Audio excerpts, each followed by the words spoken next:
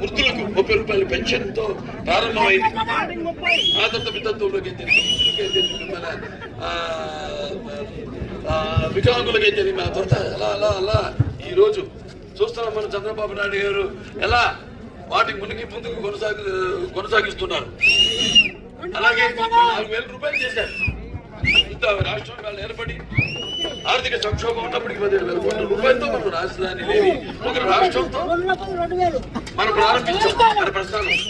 ఇవాళ మధ్యలో మన ఇవాళ ఆయన మొదట్లో తెలంగాణ తీటుగా ప్రతి ఒక్కరి తలసరి ఆదాయాన్ని తీసుకెళ్తే మధ్యలో సరే అదే చెప్పడం తలుచుకోలేదు. మంచి శుభ సమయం వచ్చినప్పుడు చెప్పడమే కాదు తాట తీస్తాను.